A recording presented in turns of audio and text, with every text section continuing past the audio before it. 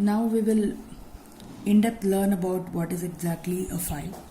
So as I told you in the previous video, file is the data that we stored in the disk of our computer, and we can access files with the help of its file name and its extension. Like for example, if you want a text file, the extension will be .txt.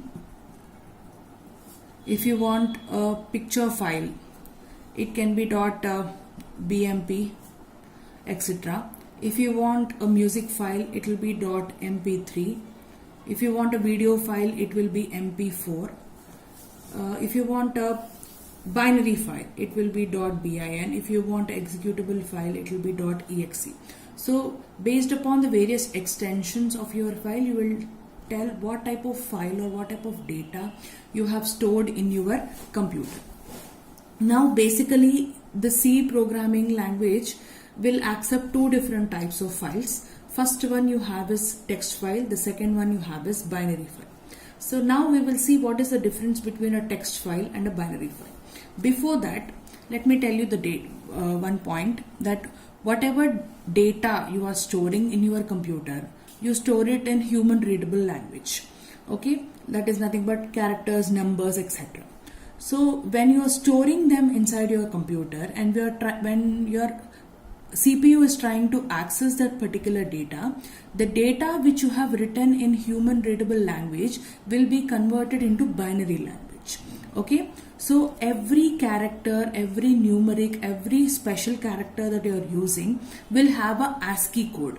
Okay, it is a code that is given by the American Standard Code of Information Interchange. Every character will have an ASCII code. That particular code will be divided by 2 and the remainders will be collected to convert that code into the binary format. Okay, right? So first you have to convert your text, whatever is written, into the binary format. Now coming on to the basic difference between what is a text file and binary file. So text file is generally human readable file and binary file is written in zeros and ones and it is not human readable. This is the first difference. Second one is every character, special character or a numeric is converted into binary using ASCII value. So the abbreviation of ASCII is American Standard Code for Information Interchange.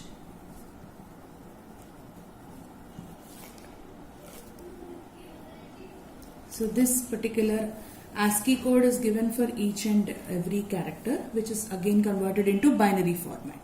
And in binary file, no conversion is required because already data is written in zeros and ones, which is understood by the computer. Next, third difference you have is, suppose you take an example of an integer variable 1245. This particular 1245 number, if you are storing it in the text file, it will occupy 5 bytes. Why 5 bytes? Because number 1 will occupy 1 byte, 2 will occupy second byte, 4 will occupy 3 bytes and 5 will occupy 4 bytes. After this is considered as the end of the string and the end of the string is given \0. It is nothing but end of the file. See, here I have mentioned it. A file is a sequential stream of bytes ending with the end of the file. So every file, every text file will end with the end of the file. Okay, so whatever text is there, that's the text will be its size +1 because +1 is the end of the file. So totally here we have 4 numbers including the end of the file. Total 5 bytes will be allotted in the text file.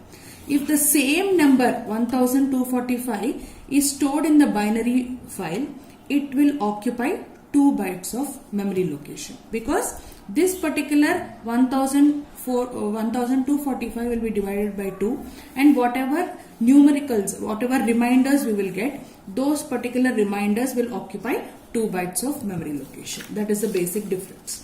Now next difference you have is every file will have every text file will have end of the file. Okay, and this particular end of the file will have a special ASCII value of 26.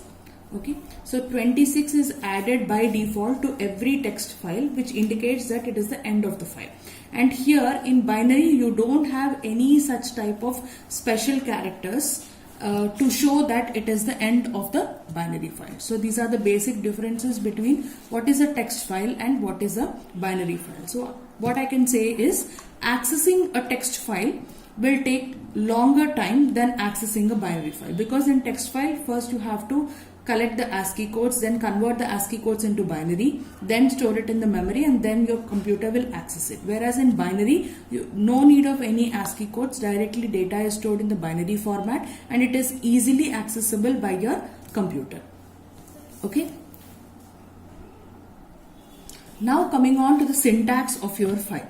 So if you want to access any particular file, let it be a text file or a binary file, you have to take help of this file pointer.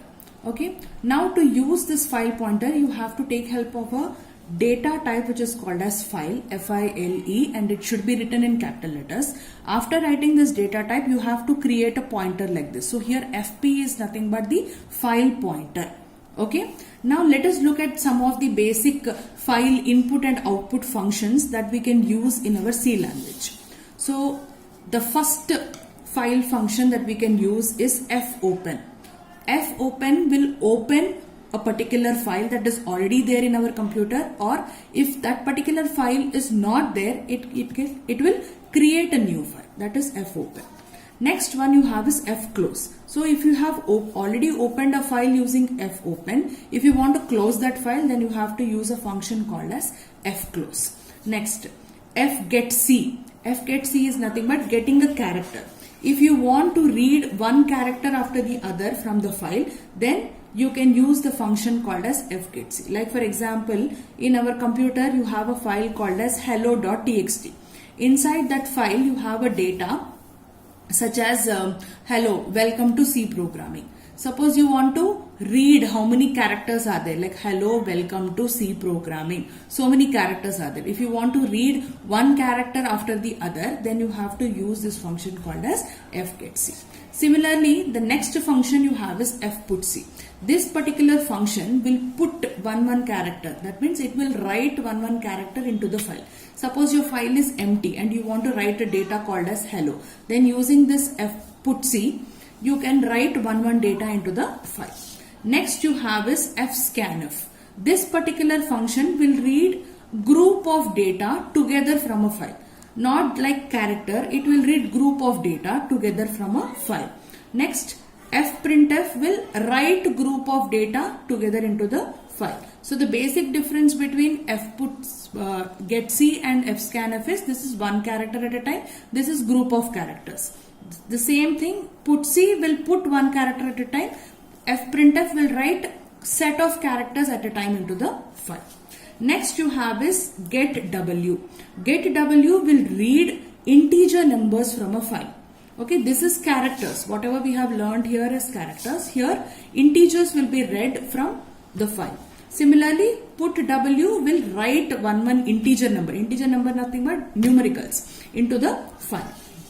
Next, fseek. Fseek will move the position of our file pointer to the desired point. So regarding this fseek, you will find it out in the previous videos which I have already done with example.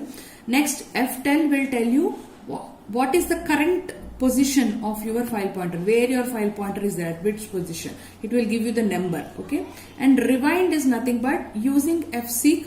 If you have moved to a particular position, rewind will get back that position to the original position. So these are few important file input and output functions that we'll be using in our C programming. Okay, I hope you understood. We'll learn some examples related to these files in the later classes. For now, thank you.